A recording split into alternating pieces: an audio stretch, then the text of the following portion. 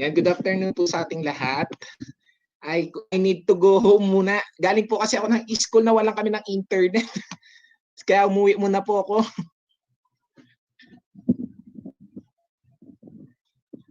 Ayan, so.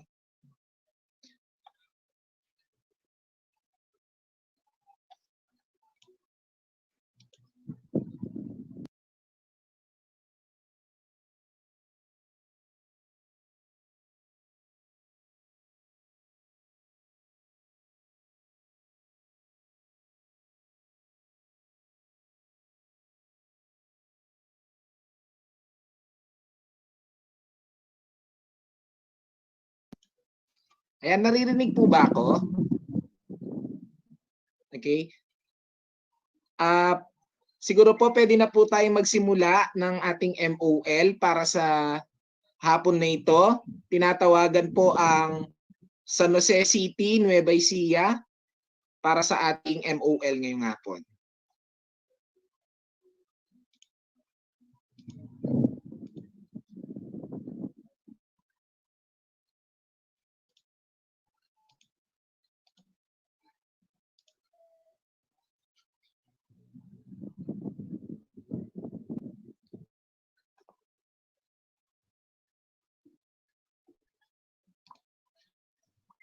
Ayan po, nasa na po yung mga taga San Jose City, Nueva Ecija po. Pwede na po tayo mag-start ng ating MOL.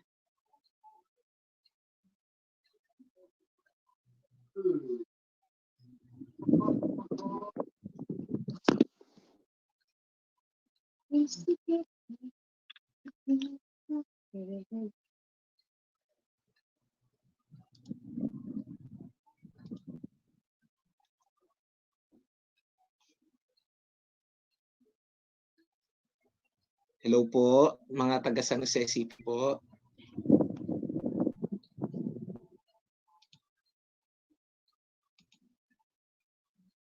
Sige po, kung wala po sila, ay meron naman po akong nakahandang prayer dito.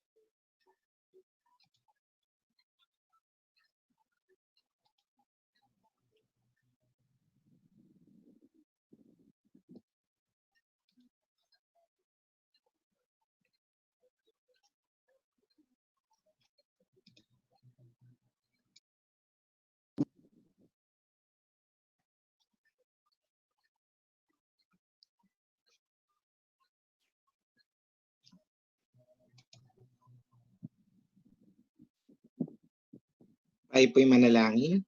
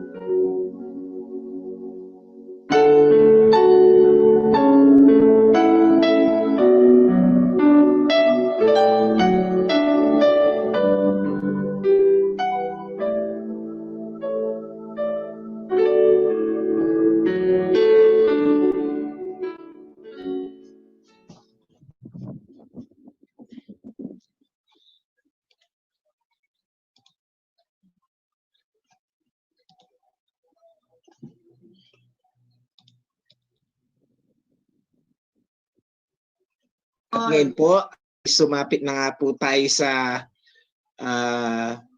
huling bahagi ng ating seminar para sa isang linggo na ito. But definitely, hindi po ito yung ating huli na magkakaroon po ng ganito, no? Ng ating seminar. So now,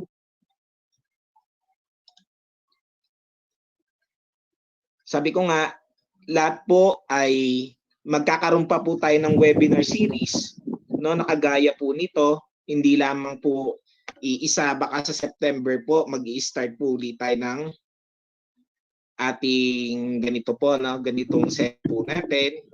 Kaya po, sana yung iba mag-member po tayo sa ating UNESCO UpNIB. So mamaya,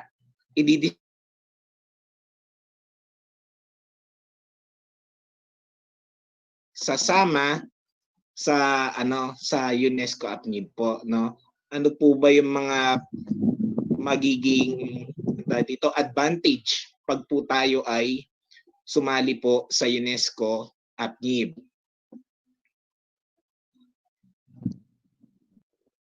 At ngayon po nga po nito, para sa panghuling session po natin, ay pinapakilala ko po sa inyo ang ating speaker. Nakasama ko pong regional coordinator dito sa ating Region 3. Hindi lamang po akong coordinator dito, si Sir Romero po, si Professor Romero, si Sir Rene. Ako po, at yung speaker natin, at may isa pa. No? May isa pa po tayong kasamahan na regional coordinator din. So our speaker for this day is the regional coordinator, also UNESCO UpNIB Region 3, Assistant Professor, School of Arts Sciences, Holy Angel University, Vice President, Philippine Council for Peace and Global Education, BSED Values Education, Holy Angel University, Masters of Social Sciences, University of Newcastle, Australia, PhD student in Applied Cosmology and Asian Social Institute. Ladies and gentlemen, pinapakilala ko po sa inyo ang ating speaker, ang ating kaibigan, Sir Arlan de la Cruz. Maraming salamat, Sir Floyd. Magandang hapon po. Good afternoon po sa ating lahat.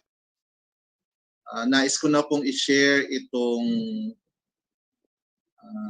PowerPoint po natin sa hapon ito.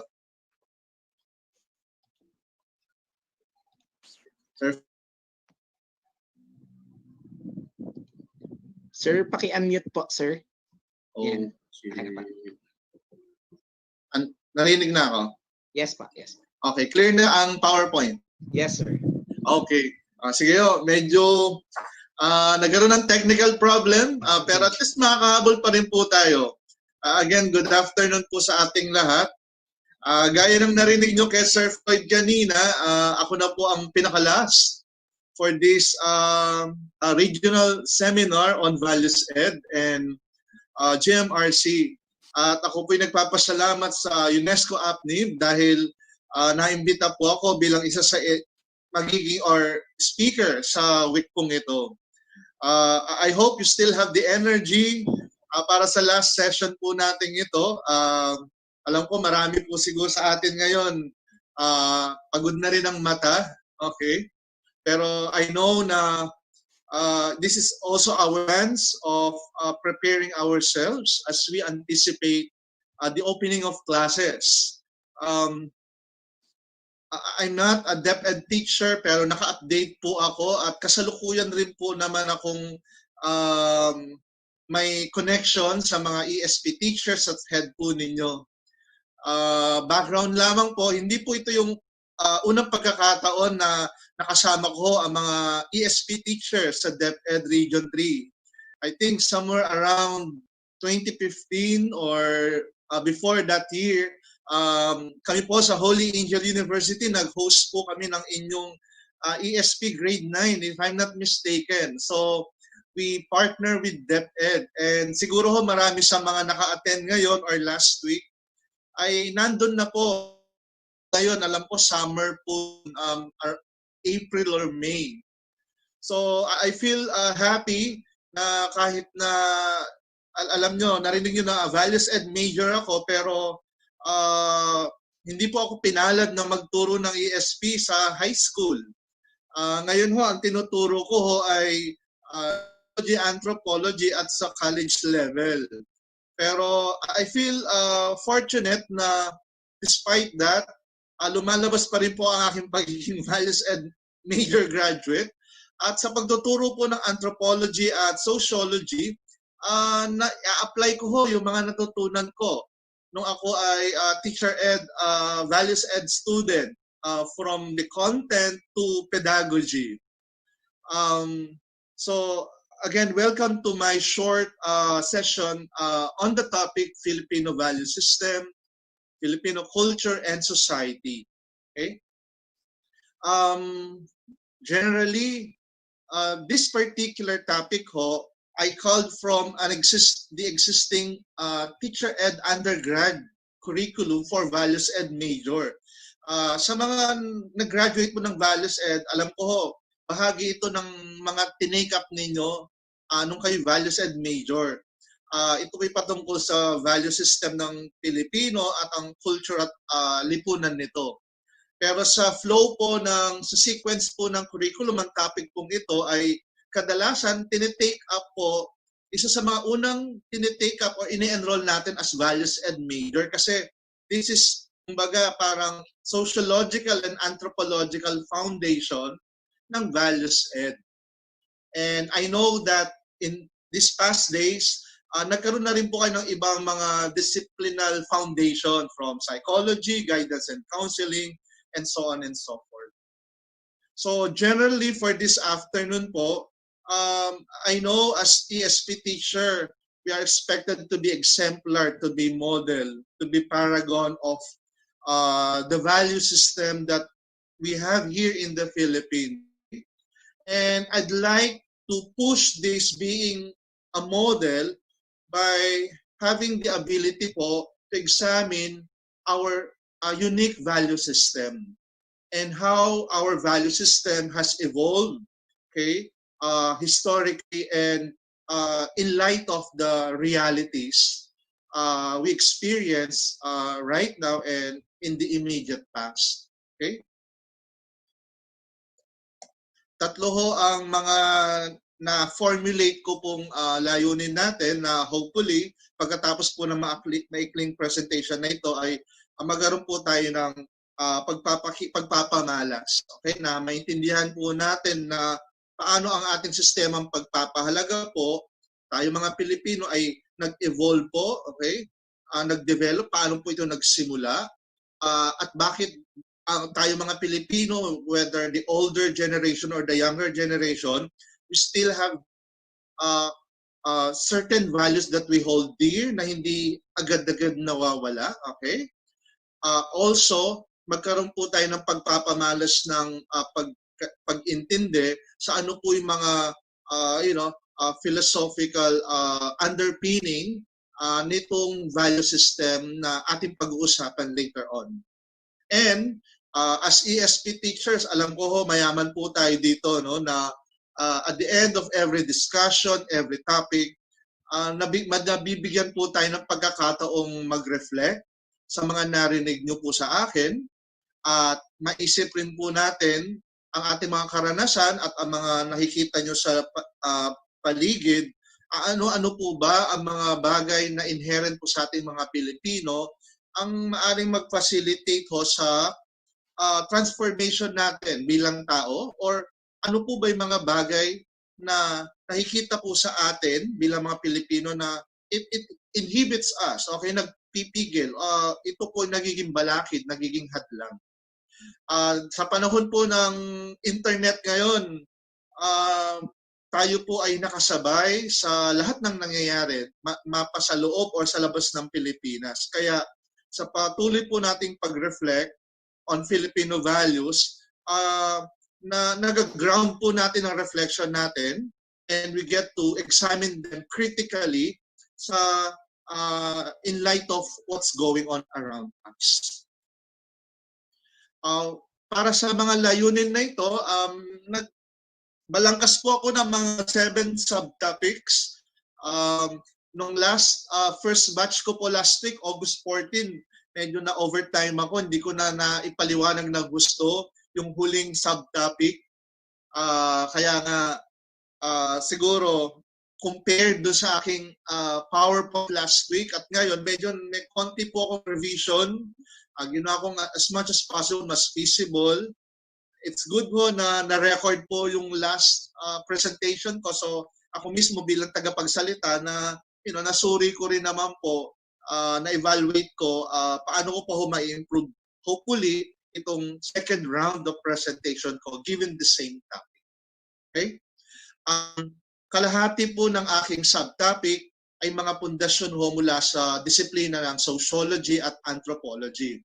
Sa mga kaguruan po natin na nagtuturo ng ESP ngayon, alam ko may iba po sa inyo, hindi values ed major, pero mga AP or social studies major. Kaya ho, makaka-relate po kayo dito sa mga first 2 topics na aking pong ibabahagi sa inyo. Yung last 4 naman, ito naman po yung mga ideya, contribution ho ng ating mga pioneers sa Filipino psychology. Okay? Nais ko pong ibahagi sa inyo ang kanilang mga konsepto, ang kanilang mga pag-aaral upang higit nating maintindihan ang ating value system bilang Pilipino. Pagdating po sa references, ang makikita nyo pong PowerPoint this afternoon, ito po yung mga marinig nyo sa akin ay hindi naman po talaga original. Okay? Later on ho, i-flash ko po yung mga references, and after my talk, ipopost ko po sa ating FB page, group page, yung link sa Google Drive para po ma-access nyo po itong mga PDF articles na after this week hanggang bago magbukas ang October 5, meron po tayong mga bahagi ng paghahanda natin, nare-review, nababasa, na pagmumuni-muni lahat ng mga natutuhan nyo po. Hindi lamang po sa akin, pati na rin sa lahat ng mga naging speakers po natin since day 1. Okay? Okay. Sige, simulan na po tayo. Bago po tayo magpatuloy doon sa discussion ng Filipino values, nais ko pong ibahagi sa inyo itong teorya na ni Edward Hall, isa hong banyaga. Okay? Tinawag niya po ang kanyang teorya na cultural iceberg model. Okay? Alam ko ho, ang konsepto ng kultura ho ay isa sa mga termino na common na po sa ating diskurso, pero maganda pong marinig natin itong paano nakikita po ni Edward Hall ang kultura, hindi lamang ng Pilipinas, hindi lamang ng lipunan niya, pero kultura ng lahat ng mga lipunan sa iba't ibang bahagi ng mundo. Inihalin tulad niya po ito sa isang iceberg. Alam ko dito sa Pilipinas wala pong iceberg, pero we know what an iceberg is. To understand one's culture, we need to look for a metaphor, isang paghalintulad. And for Edward Hall, an iceberg is a very good metaphor to understand the complexity of a society's culture. Ang iceberg po, bilang isang physical reality, meron po siyang bahaging nakalitaw, meron po siyang bahaging nakalubog. At kung mapapansin nyo ho, ang nakalitaw po sa iceberg, yung hindi po nakalubog sa tubig, ay maliit na bahagi lamang. Okay? At ang mga malaking bahagi nito ay nakalubog. Ayon kay Edward Hall, kailangan maintindihan natin na ang kultura natin ay parang iceberg. Malaking bahagi nito ay nakalubog. At maliit na bahagi lamang daw po ay nakalitaw o nakikita natin. Okay? So, a culture is made up of the visible and the invisible. Right? And kadalasan po, kung hindi po tayo, observant, we just rely on the visible aspect of a particular society. Ano po yun? Ito po yung mga material aspect ng culture po natin. Ito po yung nape-perceive ng senses natin, nahawakan, naririnig, nadarama, nasasambit. Okay? Ito po yung mga likha ng kultura natin. Laptop, cellphone, lahat po ng nasa paligid po natin ngayon. Okay? Yung technology, even po yung nakikita natin, okay, sa kapwa natin, yung damit niya, okay, yung mga paano siya kumilos sa iba't ibang mga event. Bahagi rin po ng visible culture natin yung naririnig, nababasa, yung lengguwahe po natin. Okay? Yan po ang mga components ng visible culture. Ang invisible culture naman, obviously, ito yung mga bahaging nakalubog. Malaking bahagi ng kultura ng isang lipunan, gaya ng Pilipinas, ay nasa ilalim. Okay? These are abstract, pero ito po ang nagdidikta sa mga bagay na nakikita natin. Kaya upang lubos daw nating maintindihan ang kultura ng isang lipunan o ang value system na bahagi ng nakalubog na parte ng kultura natin, okay? Kailangan natin maintindihan ang relasyon ng nakalubog at nakalitaw na bahagi ng kultura natin. Okay? So, sa invisible culture, dahil malaki po siya, hindi siya agad-agad masisira. Hindi po siya agad-agad mababago, matitibag. Unlike ang visible culture. May bahagi pong visible sa kultura natin, like dress, lalo na mga Pilipino, mahilig sumakay sa uso, fads, they come and go. Madaling palitan, lalo na kung itong mga panlabas na ito ay hindi naman po ito, angklas sa mga bagay na nakalubog. Pero meron rin po tayong mga behavior na hindi rin po agad-agad napapalitan. Okay? It takes, generation upon generations. Ang pagsasabi ng po at opo, nakikita natin yon samahan pa ng pagmamano. Ito po yung nakikita sa kultura natin. Pero siguro sa panahon pa ng lolo or great-great-grandparents po natin, ginagawa at nakikita na rin po natin ito. Sa pakiwari po ni Edward Hall, yung mga bagay na ay hindi agad-agad na babago dala ng ito po ay externalization, pagpapamalas ng mga bagay na nakalubog sa ating kultura. At bilang ESP teacher, alam naman po natin na nasa malalim na bahagi ng kultura po natin ang pagpapahalaga sa nakatatanda, yung respeto sa authority. Okay? At ito pong pagpapahalaga na ito ay naipapamalas natin sa panlabas. Sa lengguwahe, kaya nga meron tayong mga po at opo sa ating gawi. Okay? Yung ating mga rules, pag hindi nagpo at opo, makikita natin nagbabago behavior ng mga nakatatanda sa bata na maaring hindi nagmano sa kanyang nakatatanda. Okay? Yan po ay mga bagay na nakaangkla sa mga bagay na nakalubog. At totoo po rin yan sa mga ibang bahagi ng invisible culture natin, gaya ng mga paniniwala natin, yung mga pagtingin natin sa realidad, okay? Ano ang mga assumptions natin? If you notice po, bahagi po nakalubog yung mga tinatawag na norms. Okay? Ang norms po, ito po yung mga ano natin, mga daily habits natin. Usually ang mga rules nito ay unspoken, unwritten, pero sinusunod po natin. Okay? The deeper it gets, the harder it is for them to change. Okay? Another thing with the two is that ang visible culture po, in terms of emotional investment, low intensity. Okay? Kung magpalit ka ng uso ngayon, hindi mo naman po iiyakan yan. Right? Pero kapag po nabago ang mga bagay na nasa ilalim ng kultura po natin, mataas po yung emotional intensity ng mga tao. Okay?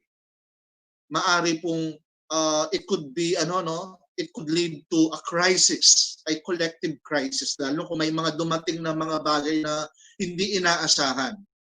Okay? O kaya natitreten yung kanilang mga pinapahalagahan. In other societies, the emotion is so strong, maaari pa nilang pagpatayan. Okay? Yung mga ganon. So, but ang pakipagpatayan naman is not just one of those emotional outlet. Ang point ko dun is we feel so strongly about these things that when it gets violated or it gets threatened, ang ating pong reaction is more than our reaction kapag po yung visible culture po ang nababago. Okay? So, we get to see the entire model of Edward Hall. And we get to understand the complexity of culture. Probably marami sa inyo, you ran across this idea of this cultural iceberg.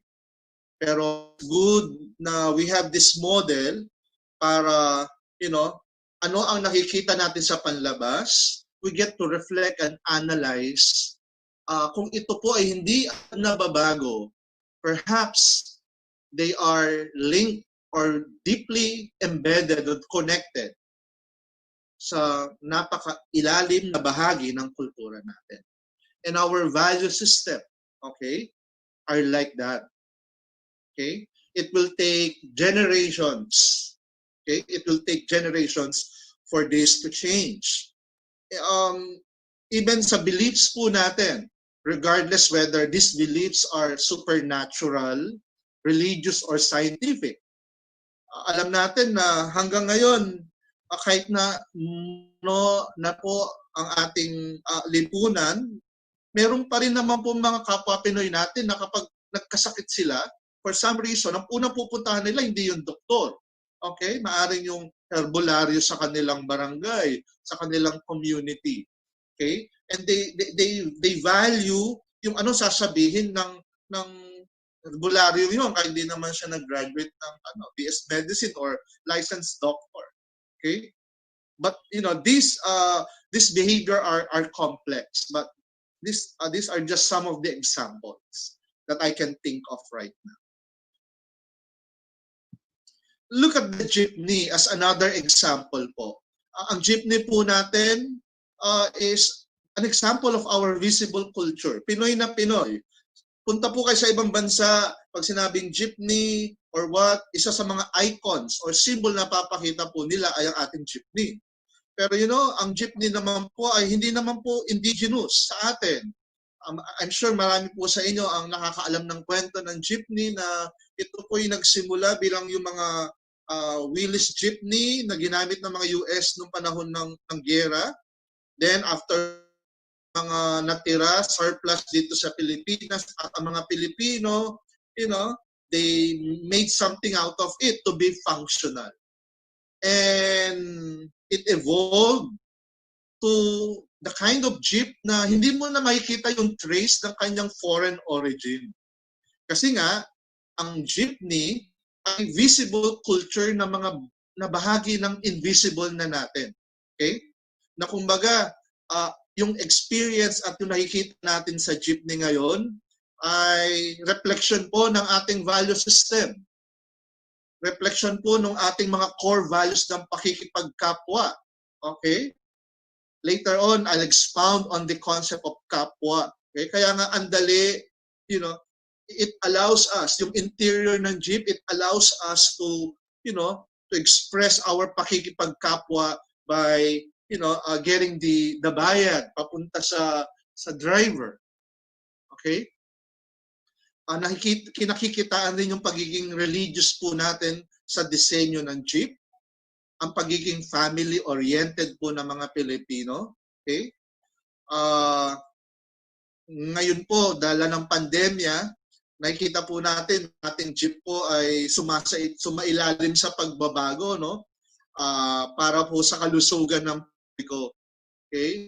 and we wonder whether kung kayo po'y palasakay pa rin ng jeep, maaaring obserbahan nyo po kung yung mga bagay na dati nating nagagawa ay nagagawa pa rin po ba? Okay? Do we feel still connected with our fellow Filipinos, or itong setup na ito disconnect us? Okay? I think this is one thing with this topic na akin pong sinishare sa inyo, no? Na sa panahon ng pandemya, ano pong impact nito sa ating value system? Okay? Nate-threaten ba ito, or ang pandemya po ba ay isa rin pong pagkakataon para lalo po nating ma-rekindle yung mga bagay na magaganda sa value system po natin? Okay? Will it bring the best in us, Filipinos? Or will it bring otherwise? Okay? Ito po nakita ko lang sa internet, parang wala na akong nakikita atang ganitong jeep. Okay? Para kung masyadong anti-Filipino ang design. Pero alam naman po natin ginagawa ito in the spirit of hygiene and public safety. Okay? So I do not know kung marami po sa inyo experience nyo na yung mga ganitong pagbabago dala ng pandemya. Okay? Kumbaga, imagine po, the lockdown, the pandemic, kumbaga, it restrained us to the things that we value as Filipinos. Nung April po, namatayan po ako ng best friend, and alam nyo pa yung pakikiramay, hindi nyo po mapuntahan, hindi nyo po actually agad na cremate, okay? Wala man lang panahon para damayan mo yung mga kumpare mo o yung mga anak niya, okay? Tayo po mga Pilipino, we're so steep with those rituals that are an expression of our kapwa, pakikipagkapwa. Parang ang sakit pala po nun na yung mga dati mong nagagawa, hindi mo magawa na dulot nitong pandemya na ito. Okay? Hanggang sa you can just video chat, thank goodness, thank God, meron po tayong technology that rekindles that kapwa, pakikipagkapwa. Pero iba pa rin po talaga yung pupunta ka sa burol, sasamahan mo, dadamayan mo ang mga mahal mo sa buhay, okay? And so on and so forth. I hope my example of jeepney in a way clears your understanding of Edward Hall's cultural iceberg. We can think of a lot of example, okay? Halimbawa, in terms of words, tayong mga Pilipino ay very kinesthetic tayo. Kasi nga, mayaman po tayo sa pakipagkapwa. We like connecting. And we like touching, okay? Kaya nga, sabi nga ng professor ko sa anthropology, tingnan na lamang natin ang mga bokabularyo natin sa language natin. Marami tayong mga salita patungkol sa salitang touch sa wikang English. Okay? Touch is not just touch sa Filipino. Marami po mga words yan. Merong dampi, tawag dito, yakap, okay? Kurot, these are all instances of touches. And there's a host of words, okay, pertaining to touch. At isipin nyo na rin po yung mga kaibigan nyo na mukhang hindi po kumpleto ang araw niya kung hindi niya po kayo madadampian sa shoulder or lalo bigat ang kamay niya, okay? Dami po mga Pilipinong ganon. Hindi tayo bibili hanggang di natin nahahawakan yung mangga o anumang prutas sa palengke. Okay? We have a close affinity with this behavior of touching. Okay? Kaya nga, depriving us of that, like itong pandemic na ito, is an experience. Okay? Yung maganyan mo yung pakikiramay mo, okay? Nade-deprive tayo. What else? Yung mga salitang loob, okay? Later on, I'll elaborate on loob kasi hindi natin maintindihan yung bakit hitik mayaman tayo sa pakipagkapwa kasi sa naintindihan natin doon sa konsepto ng bawat isa sa atin ay may loob. Okay? And there are words that we connect with the word loob. Okay? masamang loob, kagandahang loob, utang na loob. Okay? Siguro kung hindi virtual itong setup natin, naririnig ko na yung mga sagot ninyo, ano pa yung mga salitang na ididikit natin sa salitang loob. Okay? Again, we see them here and we read them in our visible because they are connected with the invisible part of our culture. Okay? Sige. On the sociological aspect naman ng ating discussion, I'd like to bring the group dito sa teorya ni C. Wright Mills. Okay? Yung kanyang konsepto ng sociological imagination.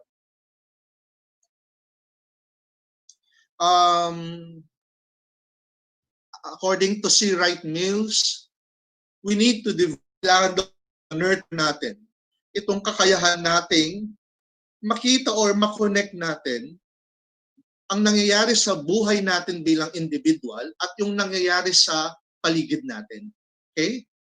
We need to have this kind of thinking, this ability to see the connection between one's life, yung kanyang biography, yung kanyang buhay, talambuhay niya, at yung kasaysayan referring to yung mga circumstances sa paligid niya, yung uri ng lipunang ginagalawan niya. Okay? Ini-introduce ko po ito dahil masigit natin maintindihan yung evolution ng ating value system. Kapag nagkaroon po tayo ng ganitong kakayahan, tinatawag ni C. Wright Mills na sociological imagination. Okay? Allow me to expound itong kanyang teorya. Lahat po daw tayo ay may mga tinatawag na personal or private troubles. Well, sino ba yung wala? Okay? Marami tayong mga dalahin sa buhay. Marami tayong mga, palaisipan, problema, suliranin. Okay? Meron po kayo nakikita sa aking PowerPoint. These are just few. Okay? Etc. etc. Siguro, marami po sa atin ngayon, bago nag-log in sa Zoom na ito, meron po kayong kasalukuyang dinadalang personal or private troubles. And that is human, that is normal, quote-unquote, according to C. Wright Mills. Okay? However, ang hindi daw po natin nare-realize is our personal or private troubles, okay, may not be isolated. Kumbaga, hindi lamang tayo ang nag-iisa. Okay? Hindi lang tayo yung nag-iisip na gusto ko mag-abroad, yung gano'n. Hindi lang ikaw yung may ganung kaisipan na, bakit ang malas-malas ko? Ba't hindi ako makuha ng matinong trabaho? Okay? Kailan ako ikakasal? Kailangan ko mag-resign sa pagtuturo? Okay? Bakit napaka-bad ko? Ba't napaka-wala akong disiplina? Yung mga ganon. According to C. Wright Mills, we need to expand our consciousness by looking around us because what we thought to be personal or private troubles are, for them, social and historical forces. Ibig sabihin, ito yung mga usaping pampubliko. It means na hindi ka nag-iisa. So, ibig sabihin, kapag nararamdaman mo na, parang wala ata ang aking kapalaran dito sa Pilipinas, makipagsapalaran nga ako sa ibang bansa, then when you do that, eventually you found out, hindi lang pala ikaw ang Pilipinong may pagnanasa na mga ibang bansa at hanapin ang mas magandang buhay. Okay? And you check further, there's a growing number, a growing number of labor migrants among Filipinos. So iba nga, for good na, hindi na bumabalik sa Pilipinas. When that happens, according to C. Wright Mills, that these are no longer personal troubles. Huwag na nating isipin ano ang pagkukulang mo bilang tao, but rather, titingnan natin ano ba sa lipunan natin that push us towards those decisions, lalo na ang hirap. Okay? I mean, working abroad may be the better option, pero ang hirap nun, lalo sa mga Pilipino na iwan ang kanilang mahal sa buhay. Yung you know, yung hindi mo makikita paano lumaki ang mga anak mo, magagabayan sila. But you are forced to do that. Okay? Well, because according to C. Wright Mills, there are public issues around us. These are brought by a lot of changes. Okay? And these changes, okay, have impact upon us collectively. Right? So according to C. Wright Mills, imagination is our ability to locate our personal or private trouble, our seemingly personal troubles, and put them on a certain historical circumstance, so that we get to realize that these are not personal private troubles, but rather these were triggered by changes in government, changes in policies, changes in laws. Okay? Kumbaga, our agency, yung kakayahan nating mag-desisyon para sa sarili natin, we are forced or compelled by the kind of structure that we have in our society. Okay? Like, wala ba talagang disiplina ang mga Pilipino? When you get to see or realize this model, you get to understand and ask those questions. Or, were Filipinos behave like that because they were forced by some institutional mechanisms, okay, that make them less disciplined? Kasi dalhin mo yung mga Pilipino sa ibang lipunan, masipag, disiplinado, sumusunod sa batas. Pero dito siga, I mean, there must be something sa institution that made us to be like this as people. Okay? And these are the changes. Okay? And how do we connect that sa ating value system? Well, to understand how Filipino behave. Ano yung mga value system natin? Applying this idea, we can take na, we are a product of changes in government. I think ito yung unique sa atin sa Pilipinas, na unlike other societies, they were never colonized. Tayo, we were colonized, one after the other. Okay? Meron ba yung effect sa ating mga personal lives? Definitely yes, meron. Okay? Kasi nga, part of being colonized, dala-dala nila yung mga kanilang mga value system nila. Yung mga mananakop natin, dala-dala nila yung mga value system nila. And through the years tayo, we accommodate them and it became part of us. Okay? But then, nung naging bahagi na natin, a lot of social scientists are now saying, after studying na, may mga bagay tayong nakuha from foreign influences na hindi nakakabuti sa atin as Filipinos. Okay? Naging byproducts na dumaan sa ating lipunan. Halimbawa, yung eventually, we are steeped in colonial mentality kasi we were colonized and we look up to the colonizer's culture as the better culture than us. And through the years, okay,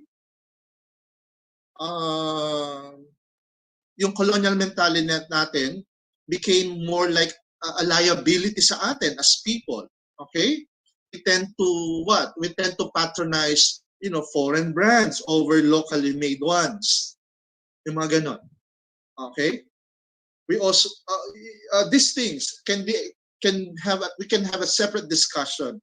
Ano yung mga Spanish influences, the good and the bad, and how, parang yung example ng jeep, how we accommodated ito and it became part of our value system. Okay? Sa Americans, we imbibe yung kanilang individualistic culture, yung pagiging competitive, efficient, okay? Speaking in English. May impact ba ito sa personal or private lives natin mga Pilipino? That collectively? Yes, there is. Okay? So, this is the idea of sociological imagination. Okay? Our ability to see the link, okay? The nexus between one's personal or yung agency and one's social structure. Okay? social structure referring to institutions, yung setup ng gobyerno natin, okay, yung ano yung mga pinahalagahan sa lipunan natin ngayon, okay? And putting that in context, we are reminded of our past, our colonial past, okay? So for us to examine our value system, we need to understand that our value system, yung ating indigenous value system, were trampled or threatened ng mga nagsidating ang mga foreign value system. Okay? And we just have to be reflective, introspective, ano ang pros and cons ng ganong mga foreign value system sa atin. Okay? So, ito po yung dalawang sociological and anthropological foundation gusto kong i-share sa inyo bilang isang nag-aral po ng sociology and anthropology. At sa palagay ko bilang ESP teacher, nakakatulong po ito. Maaari nyo pong magamit ito bilang mga visual metaphor sa mga magiging activities po ninyo. I understand, marami po sa mga participants po natin are not high school teachers. Iba po ESP ata sa elementary. Ako po, ang konteksto po kasi secondary education. So, sa mga grade 7 upward hanggang grade 10, ito pong mga ganitong pag-uusap po ay pwede nyo pong magamit. Okay? Kung minsan may mga diagrams kayong pinapagamit sa mga bata, di ba? Yung mga concept maps. These two models offer us sort of like concept map as well. Okay? Halimbawa, yung cultural iceberg, pwedeng gumawa ng sariling personal cultural iceberg ang mga estudyante ninyo para may pakita niya na ano yung mga bagay na nakalitaw, na nakikita niya sa paligid niya, ay reflection po ng mga bagay na intrinsic sa kanya on a personal level. Okay? Doon po sa mga ESP for probably grade 9, 10, okay? Yung ito pong personal public relationship model ni C. Wright Mills are also good activities. Okay? Ito po yung mga implications sa pagtuturo, no? Ito mga sinasabi ko po sa inyo. Alam ko po sa ESP, bahagi po ng karanasan binigay natin sa mga estudyante natin yung kakayahan na ma-share nila ang saloobin nila, no? Kaya uso po yung mga group work, sharing and all. Okay? And ito pong mga nabanggit ko po sa inyo are what? These are springboard for sharing, for deepening their personal experiences. And as ESP teachers, nanunurture nyo po yung sociological imagination ng mga estudyante po natin. Okay? Lalo na po mga henerasyon ngayon, aware by virtue of their use sa internet, you know, aware po sila nung nangyayari. And so they know what are the historical and social conditions or forces around them. We just have to facilitate towards that realization na these forces impinge upon yung kanilang mga personal circumstances sa buhay. Okay? And that, you know, in the process, nurtures their sociological imagination. Okay? That yung kanilang mga what they value, maybe they are what? They are consequences of the things around them. Okay?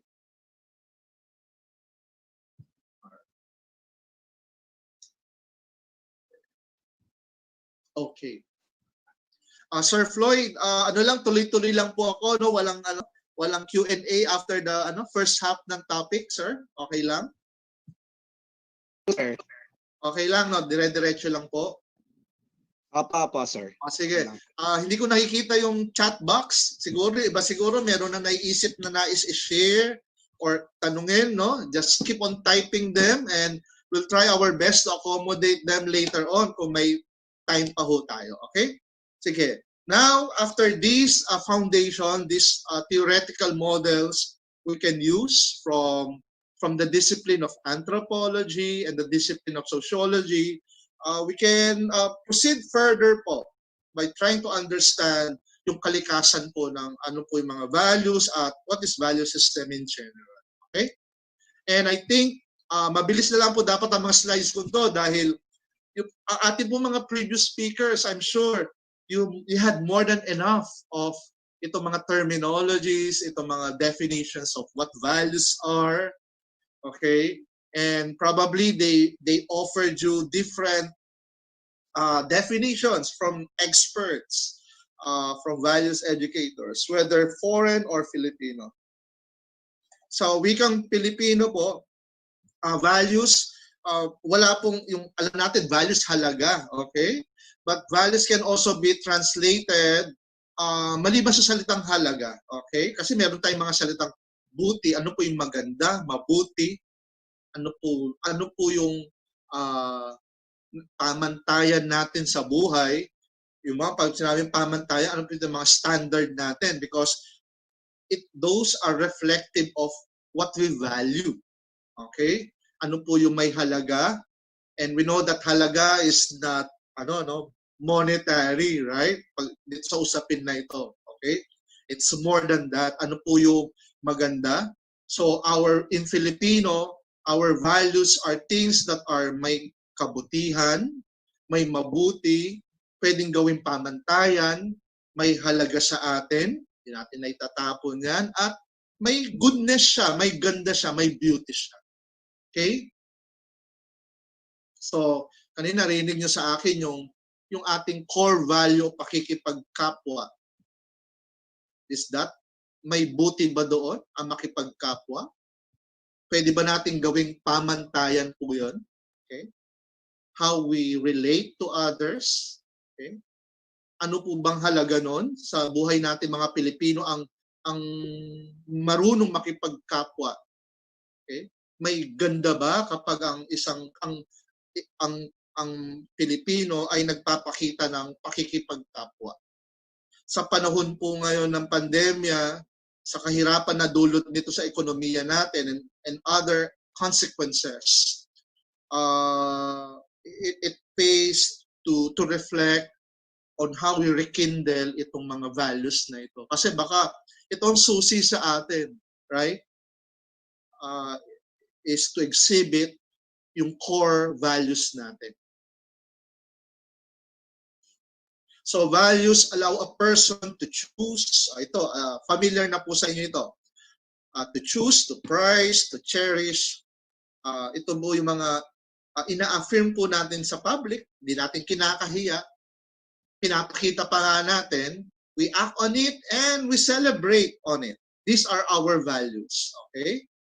So, in the value clarification process, okay, a value is a value when we freely chose it, hindi ito inimpose sa atin, hindi ito dinikta sa atin, okay? We prize it, and we act on it consistently. Okay? Siguro, looking at it on a more societal level, I think this is what itong ating love-hate relationship with speaking in English, dahil ang English ay hindi naman po indigenous sa atin. It is an imposed language. We have a love-hate attitude towards it, di ba? We did not choose it. We are forced to speak English. Okay? Kaya nga, kumpara sa, alam mo, kami mga Kapampangan, no? Iba ang karanasan na nagsasalita ng Kapampangan because we chose to speak it. Okay? Hindi dinikta sa amin. Okay? Na-internalize namin. We cherish it. Speaking in Kapampangan is like prizing or cherishing your heritage, ang aming connectedness sa kapwa namin. Okay? And we act on it. We celebrate. Maraming Kapampangan they really they love speaking in Kapampangan. They even promote and advocate its use as well. Okay? So, a value is a value. We freely chose it when we prize it and we act on it. And acting has to be acting consistently, regularly. Okay? So kapag halimbawa, pinili mo, you feel good, your attitude is towards that, pero hindi naman nakikita sa behavior nyo, that is not part of your values. Yun yung tinatawag na value indicator lamang. Okay? Kumbaga, may potential siyang maging values mo eventually. Okay? Pero dahil hindi kompleto yung hindi siya tumama sa isip mo, sa puso, hindi siya lumalabas sa pang-araw-araw na buhay mo. Okay? A value is a value because the head, the heart, and the hand are integrated. Okay? Kaya nga, although if you notice, it always starts with what we know, what we feel, our attitude towards what we know. Okay? At kapag yun, magandang patinginan ng dalawang yon, it translates sa ating behavior. Right? Kaya tayo mga ESP teacher, anong implication nito sa pedagogy natin is we do not just pay attention to what our students know. Okay? But we always start with that kasi wrong information is dangerous. Especially kung ito yung na-influence yung puso mo. Imagine what we prize is based on false facts or false information. Okay? Kaya we start with the head, what we know, then it spills towards our heart. Okay?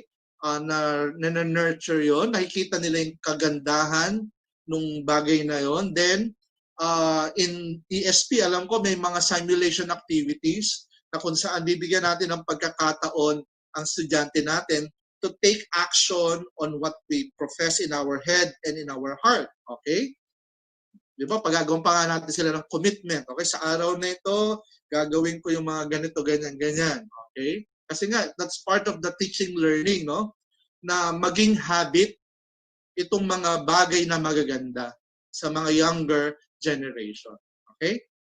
And I think that this is the entirety of the valuing process. Okay? The integration of the head, the heart, and the hand. Okay? It's one of my favorite topic nung values ed teacher ako, itong valuing process na ito. Although, a word of caution, palaging sinasabi sa amin natin na ESP is not just value clarification. Okay? Meron tayong value integration at the end. Okay? Kasi value clarification, walang input ang ESP eh. Okay? Kina-clarify lamang ng estudyante.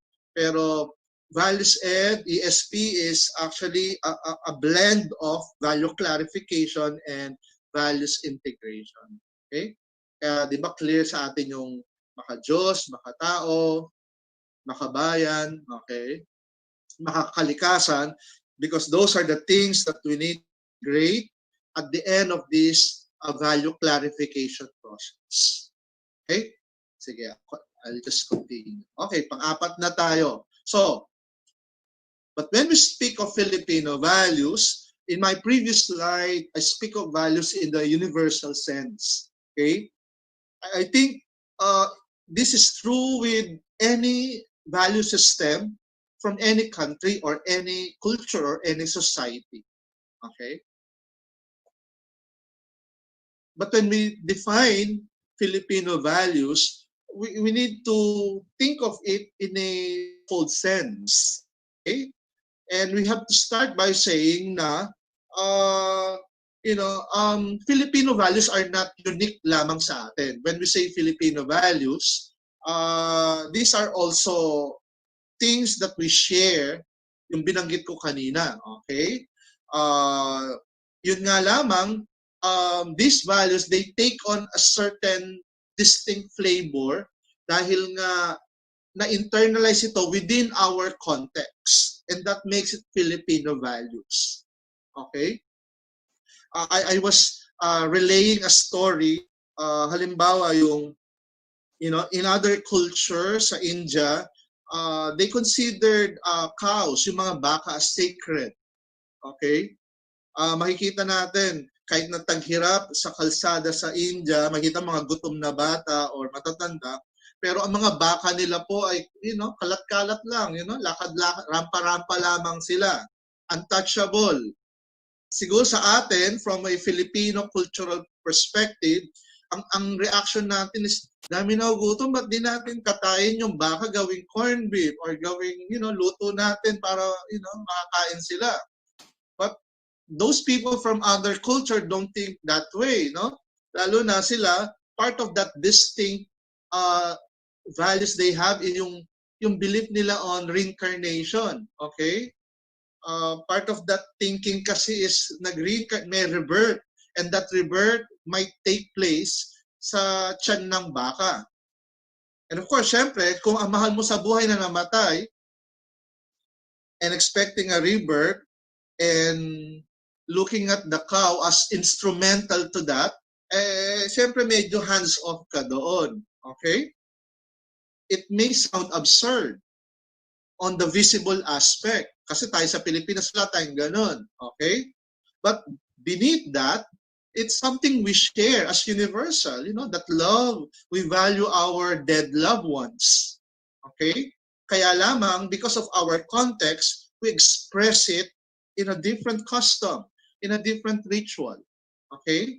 Maaring sa panlabas, nag-iiba tayo, but beneath that, we share a common value, which is the love for a loved one, and that need to rekindle yung mga memories natin sa kanila. So dito sa kultura natin, how do we express that value? Pinupuntahan natin sila pag November 1, tinitirikan ng kandila, ang tawag doon, yung paghahanda mo, pag 40 days, may padasal, these are all expression of a value that we share with other culture. Okay? So nagkakaroon siya ng distinct Filipino flavor. Kasi nga, inaakma natin sa sitwasyon natin. Okay? And I think that's true with spaghetti. Spaghetti is not something indigenous. Now, Filipino loves spaghetti. Okay? But Pinoy spaghetti is no longer the spaghetti that we know na galing sa Italian society o Italian culture. Okay? Iba na ang lasa ng spaghetti natin. Nagkaroon na ng Filipino flavor. Okay? And that's what this particular sense is trying to tell us. Right? So, they are universal, which means na may mga values tayo, lalo na yung mga core values natin. Let's not think that it's unique to us, but rather it is very possible that these core values are also present in other culture. Okay? Kaya nga, di ba, bahagi ng ESP ba, you have to correct me, na yung ating solidarity is solidarity not just within the community, within nation, but solidarity with other countries or other nations. And I think that's one of the parang principles ng global citizenship education, yung you have that sense of oneness despite your cultural differences. Bakit? Kasi nga may mga core values ka na core values rin nila, you both value human dignity, karangalan, you both value rule of law, ganyan, you both value truth, freedom, okay? So these are, they are also present in other culture. And we would like our students to step on that level of consciousness, okay? Na as they branch out, nakikita nila na part of understanding other culture is to understand na may mga value system sila na value system rin nila as Filipinos. Okay? And that in a way, kumbaga, it strikes a common chord. Okay? Whether that's a value of environmental protection, preservation, human dignity, human rights, rule of law, justice, social justice, etc., etc. So different sets of flavor means different sets of meaning and motivations. Okay? Kaya nga, ipinakilala ko po sa inyo yung idea kanina ni C. Wright Mills. Okay? Na we behave based on our unique socio-cultural conditions or forces. Okay? I had this example na I'm trying to recall. I think yung Filipino time, I'd like to start with that example. Pag sinabi Filipino time, late. You know? For us to understand, ba't may mga Pilipinong ganon, we need to understand ano ang pinagmulan natin, you know, that influence our motivation for being late. Okay? And one author of Filipino Values explained that Filipino times is ang motivation nito is to show that you are important. You know, hinihintay ka. It becomes bad in workplace context, okay? And actually, it's not good kasi you don't value yung time ng ibang tao, no, by being late. Pero saan ba natin nakukuha yun? You know, yung status symbol ng importante ka. You know, that author further explained na, this is a product of how we were colonized by the Spaniards, okay? Our sense, our desire to gain importance. And it manifested dito sa how we treat time, okay? And eventually hindi naintindihan ng ibang kultura, okay? Lalo na ngayon pag sinabing American time, iba naman pag American time it's on time, okay? Pag Filipino time, tawag dito, it becomes problematic, right? But things are changing kasi nga our value system evolves, okay? As we become more exposed to other value system of other culture. Lalo na sa panahon ngayon na hindi na lang Pilipino ang mga nakakasalamuha natin, okay? Kundi mga tao mula sa iba't ibang kultura na may mga iba't ibang pananaw, okay? And the last thing is how our consciousness, Filipino values are product of, they vary because of different periods of history. Okay? How we express them varies. I was thinking of this, respect for elders. Okay? Hindi ko alam kung napapansin ninyo, marami sa kabataan ngayon, it seemed na iba hindi na nagpopo at opo the way we were accustomed to, the way we were nung batch natin, nung panahon natin. Iba hindi naman, okay? Ngayon nakakita na tayo ng mga mas bata sa atin, talagang tawag dito, maaring sumali sa usapan ng matatanda. You know that? Things are changing.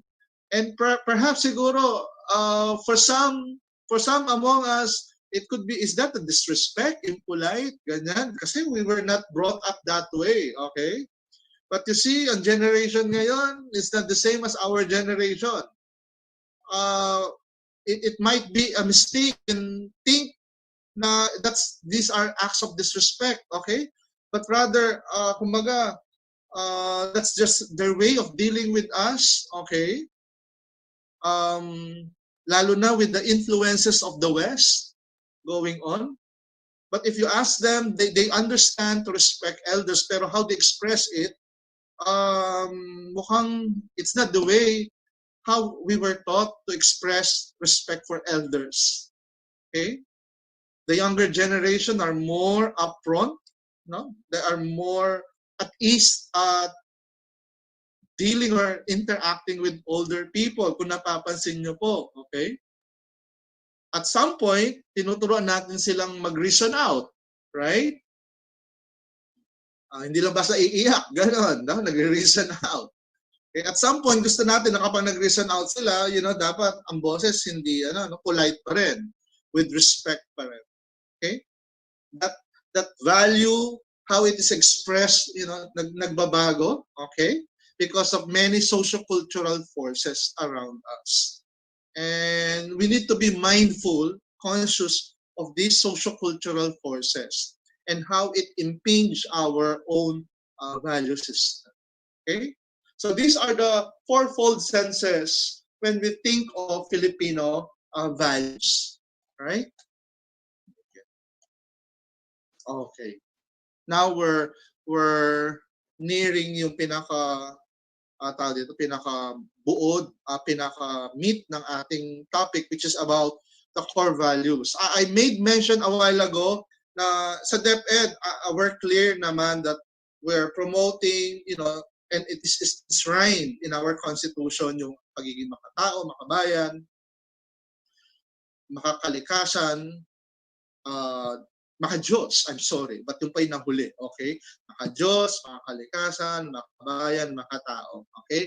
Those are the government mandated values, and they are consistent with our discussion of core values that are, these are values which, according to Filipino psychologists, sociologists, and anthropologists, these are indigenous to us, okay?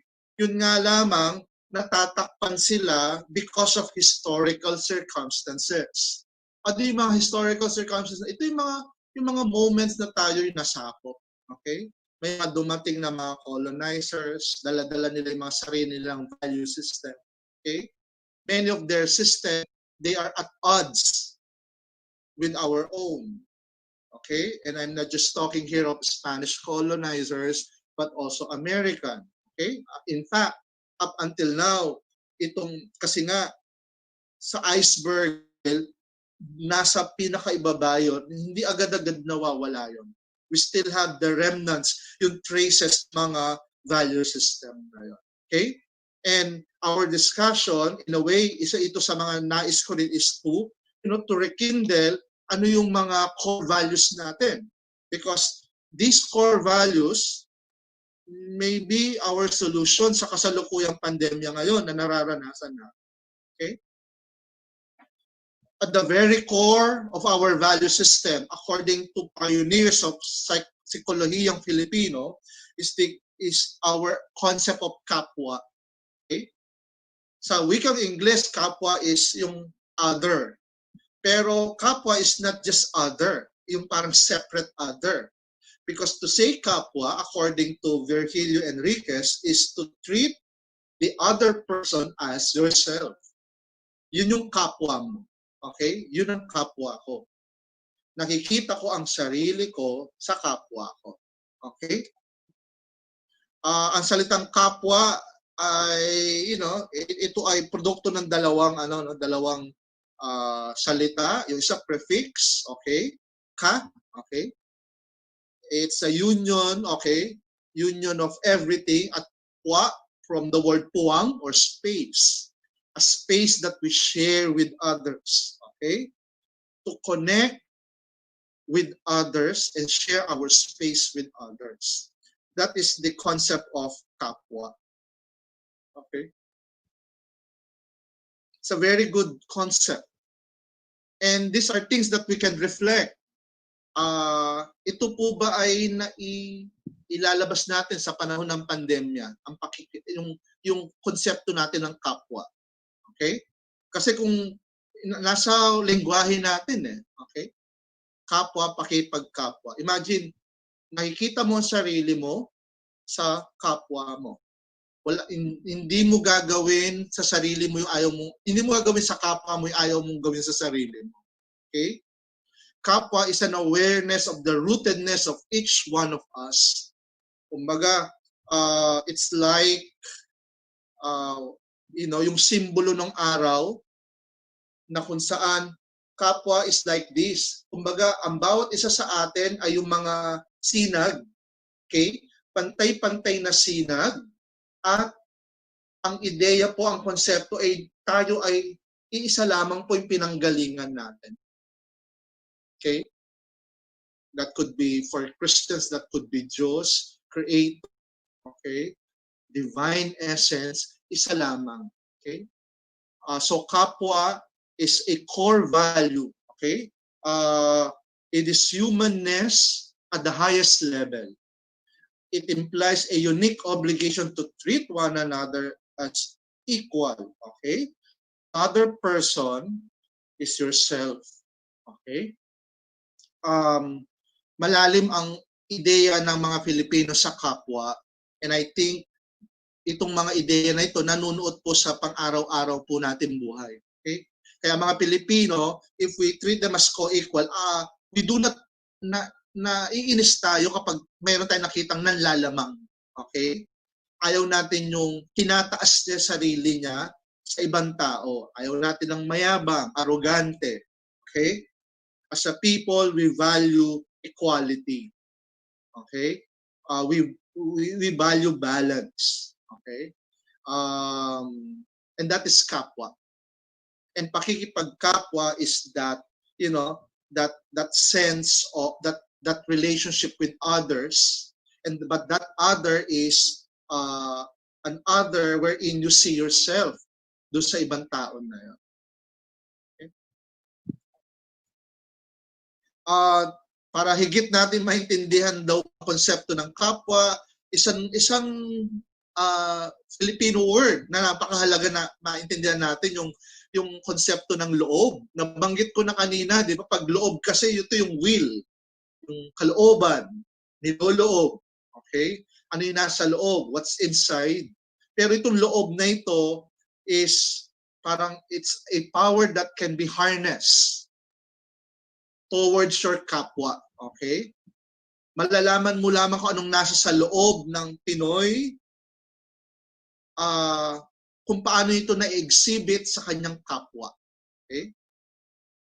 Kaya nga masasabi natin na siya ay may kagandahang loob kasi nakikita natin yung kanyang pakikipagkapwa. Okay? Or masama ang loob niya. Okay? Kasi hindi siya marunong makipagkapwa-tao. Ganon. Loob is, kumbaga, loob and kapwa are inseparable. Right?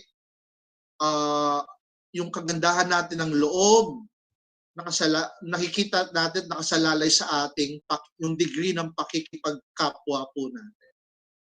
Okay? At a societal level, ito rin po yung mga bagay ngayon na tinitingnan natin sa ating mga namumuno sa bansa natin. Kung kanilang pamumuna po nila, paano nila tinitingnan ang mga Pinoy na bumoto sa kanila. Okay? Kapwa ba o sila ay mga tao na pwedeng pagsamantalahan, pagkakitaan, gano'n. Okay? Ngayon nagkakaroon tayo ng diskusyon sa mga nakikita nating direksyon ng ating gobyerno, kung ang kanila bang mga desisyon ay expression po ng pakikipagkapwa, ito po ba'y expression ng kagandahang loob, or ito po ba ay taliwas doon sa pinag-uusapan natin. Okay? Kaya pag tayo bumuboto bilang botante, maganda po na masariwa po natin at sa mga estudyante natin na boboto kung ano po yung mga katangian na mga iluluklok po natin. Okay? Ito po yung mga may pagpapahalaga sa kapwa at may kagandahang loob. Okay? Pero masalimot rin po kasi ang voting behavior ng mga Pilipino. May mga iba't ibang mga social forces na nag-iimpluwensya sa kanya kung sino ang kanyang iluluklok. Okay? Maaring, minsan ang kanilang behavior sa pagboto ay impluwensya ng media. Maaring hindi nila tinignan yung track record ng botante. Okay? Kung ito bang taong ito talagang kahit hindi pa siya umahabol ay may kagandahang loob na ba siya? Okay? Nagpamalas na ba siya ng pakikipagkapwa-tao? Okay? Hindi ba siya corrupt? Okay? Hindi ba siya arrogante? Hindi ba mataas ang tingin niya? Okay? Kaya ngayon medyo parang it's sort of like a fresh air na makakita tayo ng mga ginagawa ni Vico Soto, kay di natin sila mayor, Isko Moreno. Okay? Kasi ang mga nakikita natin sa kanilang pamumuno ay pagpapamalas na pagbibigay halaga sa kapwa. Okay? na marahil, ang nararamdaman ng kapwa nila ay nararamdaman nila. Kung nakikita nila sa nila sa kapwa nila. Okay? Kaya nakikita natin as sa mga desisyon na ginawa nila para sa mga constituent nila. And I think that is also true with other mayors. Medyo swerte lamang po sila Isko at sila Vico Soto dahil medyo celebrity status nila kaya ang kanilang mga kagandahang loob at pakipagkapwa ay talagang napapublicize. And I believe we have a lot of LGU leaders who exhibit such kind of core values. Okay? That could be your mayor. That could be our mayor. Okay. Loob ng kapwa, okay? Hindi ko makita yung its continued responding to kapwa is the condition for its own existence and authenticity as loob. Okay? So loob and kapwa are inseparable po. Hindi po natin mawawalay ang loob. Hindi natin maiintindihan yung konsepto ng loob kung hindi natin naiintindihan yung konsepto ng kapwa. Okay? Alright. So from these core kapwa, okay, there are other core values, okay? And these are the values of pakikipagkapwa or shared self or identity, pakiramdam or shared perception, at yung socio-personal value or kagandahang loob or shared humanities. Okay? Kapwa, okay, the way we deal with our kapwa, according to Filipino psychologists and other social scientists, okay, would fall under two categories. Okay, ang kapwa natin maaring ibang tao, outsider, o hindi ibang tao. Okay, kapag ibang tao daw, well, makikita natin paano tayo nakikisalamuha sa kapwa natin. Okay, maaring ito'y pakikitungo, yung pagiging civil natin, pakikisalamuha, pakikilahok, pakikibagay, or pakikisama. Okay? But still, he's not part of our circle. Ibang tao pa rin daw siya. Okay? Pero kapwa natin siya. Pero if they're not ibang tao, meron tayo papamalas ng pakipagpalagayang loob, pakikisangkot, at the highest level of interaction, yung pakikiisa or being one with that person. Okay? Kaya nga, pakikisama and pakikipagkapwa are not the same based on these two diagrams. Okay? Paano nalalaman ng mga Pilipino daw? Okay? And that leads us to the second core value of, pakiramdam. Pakiramdam is a shared perception.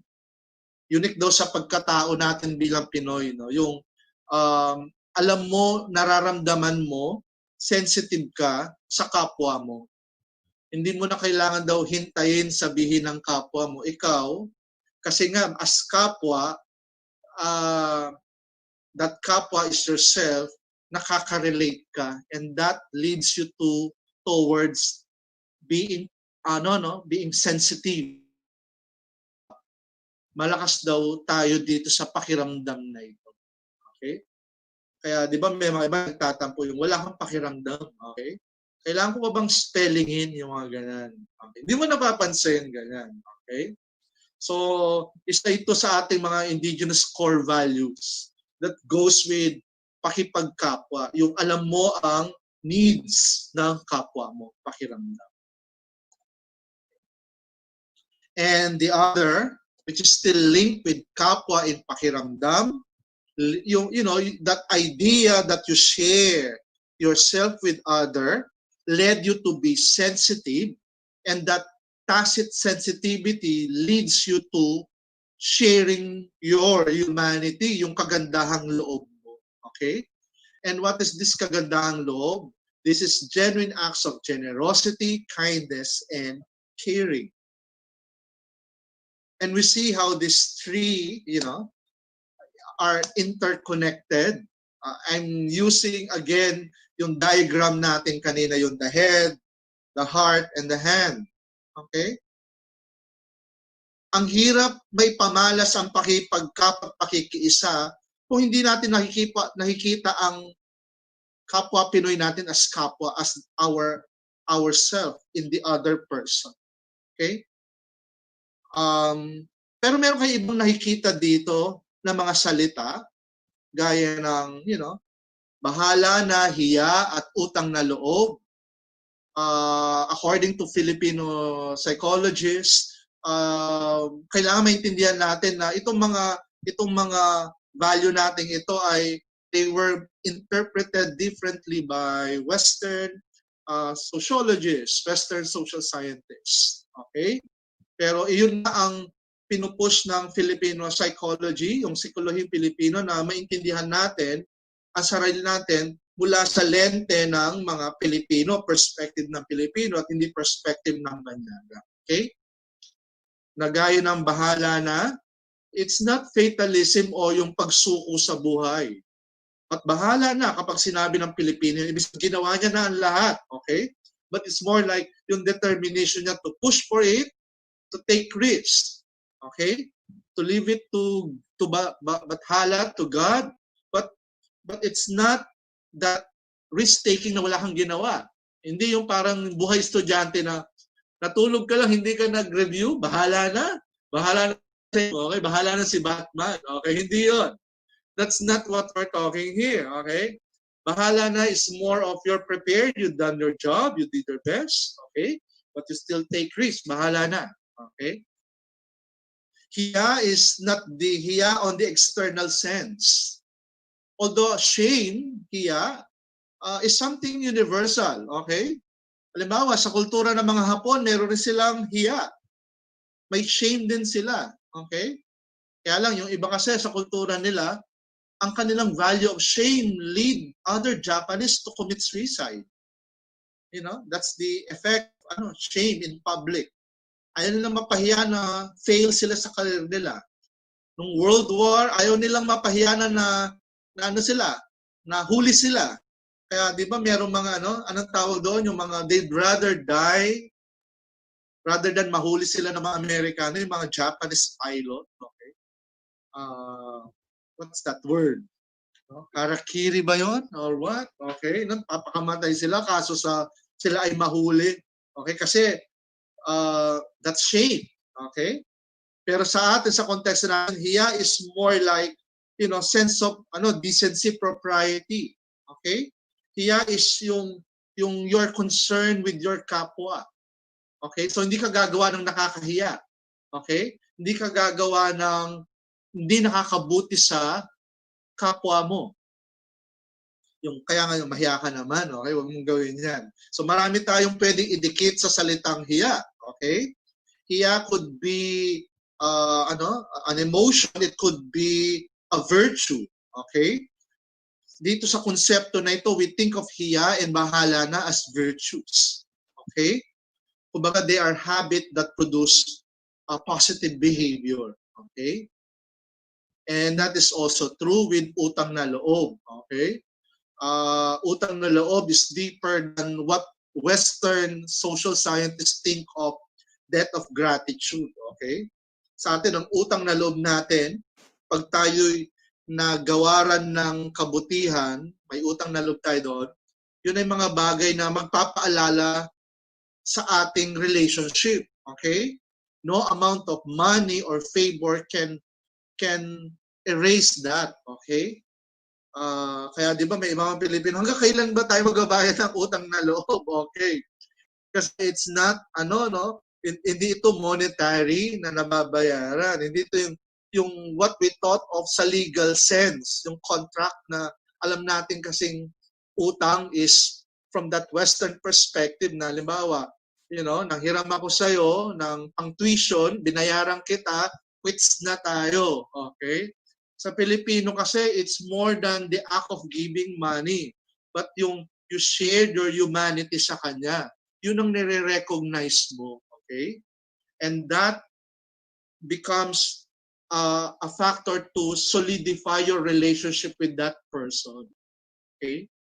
At may papamalas mo yun na just now. Maaring patay na yun, but maaring na ipapamalas mo yun doon sa mga naging anak niya. Okay? And that will keep you connected because of that. And that is what utang na loob is. Okay? More than what we know of as debt of gratitude. Okay. Kanina nabanggit ko yung mga politiko. Kasi siguro bilang Pilipino at palagi tayong nanunod ng balita ngayon, na naisip natin yung how some of our leaders, kumbaga is nawawalan na ng hiya. Ganon, okay? Parang di na sila nag-iisip at tinuloy pa nila ito. Ganyan, no? Hindi ba na inisip yung kapwa nila? Okay, no? Hindi ba nila nararamdaman yung ano ang needs ng kapwa nila? So, mataas ang ating expectation sa ating mga liderato ngayon, lalo sa panahon ngayon. Okay? Alam natin na hindi madaling maging government leader.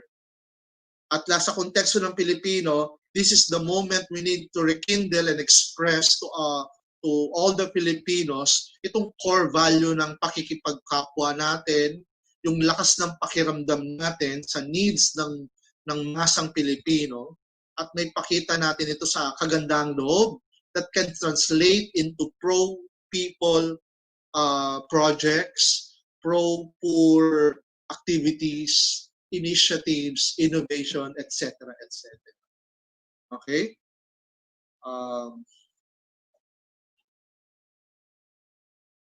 And we can fully understand now why as a society we value karangalan, katarungan, kalayaan.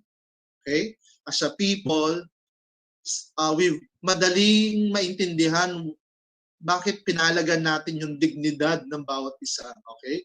Kasi nga, we also think of others as ourselves. Kung ako may dignidad, meron rin siyang dignidad na kailangan kong protektahan din. And we know that human dignity refers to one's work. Okay? Refers, kaya nga we value life of a person, we value due process, kahit na meron siyang nagawang pagkakasala. Okay? Kasi nga, lahat ng tao, regardless, merong karangalan, may dignity. Okay? We feel bad kapag walang trabaho isang tao. Kasi not having money, hindi niya, nakakawala ng dignidad. Nakakawala ng dignidad ang wala kang pang-araw-araw na ipapakain sa pamilya mo. Okay? And then, we realize, of acts of corruption or misuse of funds. Okay? And so we feel bad again kasi that's not just. Okay? Hindi ito makatarungan. So we value equality. We value equality before the law. Okay? Kaya nga umaalma tayo pag nakita natin, but yung ito, na-relate niya ito, ganito lang ang parusa sa kanya. Pero ito, dahil wala siyang kapangyarihan, mababang posisyon niya, nasa laylayan siya ng lipunan, ganun ang pagpataw ng parusa. Nasa ng katarungan doon, okay? So, this pandemic, kumbaga, it opens our eyes to that sense of, quality that is part of our core value, okay? Na-highlight, na-violate ito, right before our eyes. And so, we demand equality, equal rule of law, okay? Walang favoritism, walang kinikilingan, okay? Pantay-pantay lamang. Okay? And also, part of our karangalan is yung kalayaan nating magpahayag, kalayaan nating mamuhay, okay? Kalayaang makapamili, right? Na kapag these capabilities are being threatened, we feel bad and we feel sad, okay? As a people, right? And so, when we think of sino ba ang mga bayani ngayon, ito yung mga bayani na itinataas itong mga pagpapahalagang panlipunan na ito, okay? Binibigyan niya ng dangal ang kapwa niya, patas ang pagtrato niya sa kapwa niya at binibigyan niya ito ng kalayaang mamuhay. Okay? So, our core values eventually transcends to our societal values. And these societal values, sooner or later, will find affinity with other societies who cherish the same values. Okay? Kaya nga, di ba, bakit tayo nakikiisa? Naging miyembro tayo ng United Nations. And I think you know what United Nations is. Kasi ang pinapahalaga ng United Nations are the same values that we cherish as well. Okay? We uphold the dignity of a person. Okay? We uphold, human rights and justice and freedom. Okay? At yun ang nagiging connection natin sa labas. Okay? So our values became, global values as well. Yun ang nagiging source of solidarity natin with the global community. Kaya nga, ang mga ibang bansa, they emphasize kapag halimbawa may mga namamatay dala ng sakuna, may namamatay sa lipunan natin dala ng mga questionable killings, because they empathize, they have compassion, because they know that these are they also feel empathize with us, because these are the same values that we hold dear, that we prize within our society. Okay? And I think that's the end of my talk. My turn. Pero siguro, Sir Floyd, this is also our chance na our fellow ESP teachers, our participants, can also, throw question, or perhaps kung wag naman magtanong, at least meron naman silang pwedeng ma-share as part of their insights. Okay? Di ko na babanggitin yun, baka anong oras na. Marami pong salamat sa inyong pakikinig. Dakal pong salamat. Po, marami din salamat po, Sir Arlan, sa araw mo na binigay mo po sa amin, sa oras na binigay mo sa amin ngayong araw na ito. At nawa po, Sir, meron pa tayong mga susunod na webinar. Sana makasama pa namin kayo na mag-talk, Sir, sa ano. Yun nga po, sabi nga ni Sir, yung mga slides po na meron po dito ay ibabahagi po natin right after pong po, no, ng mga dito output. Mamaya po i-explain ko po sa inyo. Maraming salamat, Sir Arlan. Ngayon po may mga tanong po, pwede na po tayong mag-tanong. Or actually, dito sa chat box po natin, po. Medyo 46 na po, pero pasasalamat po halos. Maraming salamat din po. Dakal pong salamat. Okay. I'll share yung mga articles po na pinagbasehan ko sa aking talk, aside do sa binanggit ni Sir Floyd po na slide, PowerPoint file ko po. Okay. Tinitingnan ko po ang chat box, baka may tanong, pero there more expression of gratitude. Dakal po salamat. Salamat din po. Okay. Baka may nakita po kayo, Sir Floyd, na tanong na overlook ko lang. Pwede nyo akong tulungan. Ako, Sir. Ito pong bagong normal, di ba? Walang nagtatas ng kamay. Unlike sa face-to-face, no? Walang lalapit sa mic. I-type lamang po. Okay, bibigay. I-unmute kayo ni Sir Floyd. Tinitingnan ko. O pasuyo daw dito, sino daw yung nanalo last Wednesday? MOL ng NCR. Paki-message po ako. Sabi ni Sir Ferdinand Pagaw. Okay, yung nanalo daw po nung Wednesday. May pa-contest pala nung Wednesday, no? Yes. Yes, o sino daw po siya? Paki-message daw po si Sir Pagaw Ferdinand. Okay? Ang isa daw po ay si Ma'am Lalawa pa. Sayang ho, ano ba yung price? Baka load, baka data ito, sayang. Ano nyo po, message nyo daw po si Sir Ferdinand.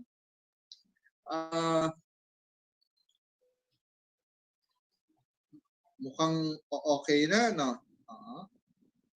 Sabi po ni Ma'am Evelyn dito, that justifies the adage, no man is an island because we really need our kapwa. Okay, that's true. Okay. Ano po yung kwento nung ano? Alam niyo po ba yung team song ng mga Atenista sa graduation, yung walang sino man ang nabubuhay para sa sarili lamang. Anong title nun? Pananagutan. Pananagutan, oo. That expresses the kapwa. Okay? Pakikipagkapwa, walang sino man ang tayong lahat ay may pananagutan sa isa't isa. Okay? I think these are the songs that we need to rekindle sa panahon ngayon, lalo na ngayon. Okay?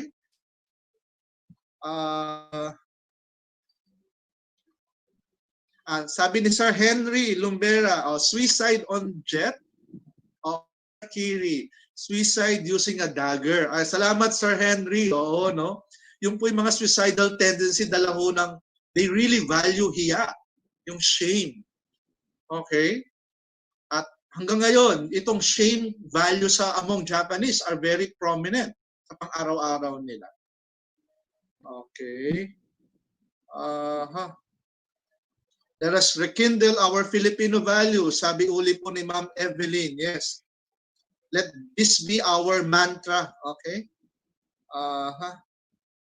Meron po tayong mga kaguruan mula Taguig City and Pateros. Sila po sila Sir Ferdinand. Okay? Welcome po. Alam po, lumabas na po sa Region 3 yun, pero borderless na po tayo ngayon sa virtual environment. Okay. Maraming po salamat. Okay. Kailan ang deadline daw ng output, Sir Floyd? And later po, sir, I'll explain po yun. Sige. Sige, alam ko, meron po kayong pagkakataong mag-remark, comment po sa evaluation. That is anonymous evaluation. We appreciate it as a speaker. Yun lang po kasi nagiging input namin para mapagbuti namin ang aming mga ganitong pagkakataon, maging speaker po. Okay? Sir Floyd, baka meron po kayong announcement? Ayan, muli po sir, mula sa DepEd Region, sa mga teachers po ng Region 3, sa DepEd Tapat, mga iba sa Quezon City. Muli po Sir Arlan, maraming salamat po sa makabuluhang mensahe, pagbabahagi at kaalaman ngayong araw na ito, sir. So explain ko lang po yung yung magiging output po ninyo. Siguro po nakita nyo na po yung template, yung template na nakapost po dun sa ating page. Ang gagawin lamang po doon, yung iba kasi nakita ko na nagsisend na po sila, kada session, meron na po sila, no? Which is good. Ibig sabihin, konti na lang po yung gagawin nyo, pero po ang gagawin nyo po is buuan po, no? For example, dyan po sa template natin, nakalagay dyan, session 1 to 10. O, session 1, and then 2 to 3 sentences reflection po, and then mga pictures. May nagtanong kanina, yun nakalagay na mga kulay blue na nilagay ko po doon. Yun po yung mga image na pwede nyong ilagay, either yung nakasama kayo doon sa yung sa screen na screenshot nyo, or yung PowerPoint slide ng ng speaker, o mismo yung speaker. Yun po yung mga pwede nating ilagay doon. 'Di ba? Pamilyar naman tayo diyan pag yung mga inaano natin sa MOB pag umattend tayo ng mga webinars. Yan po 'yon. Ilalagay nyo lang po doon. O tapos na po session 1 and then session 2. Ganun po siya. 1, tapos reflection 2 to 3, no? 2 to 3 sentences and then picture. Okay po, ano yung title ng session 1? O, lagay mo lang, session 1, title. And then, 2 to 3 sentences na reflection nyo po. And then, yun na pong mga image. O, and then, session 2, and so on and so forth, hanggang session 10 po. Kaya mapalad po yung mga gumawa na po nung una, may mga nagpasa na, may nakita na po kanina, tinitingnan ko po, So, yung deadline po ng pagpapasa po natin, pwede po siya hanggang Monday morning. O syempre po, pag wala po kayong output, wala po kayong certificate na matatanggap. Kailangan may output po tayo. Hindi lang para sa akin yan, kundi para sa inyo po. Para for example, hinanapan kayo ng attachment, hindi lang puro certificate naman po yung hinahanap po ngayon, di ba? Siyempre, kailangan may attachment din po kayo. Sige po. Sige po, yung mga magtatanong, pwede po kayo mag-type lang ng tanong po ninyo. Ilan pong pictures? O it's up to you po. Pero kahit dalawa, pwede na po, no? Or 3, 4, kayo po. Nasa inyo po yun. Basta nga mahalaga po, may makita po na may output po kayo.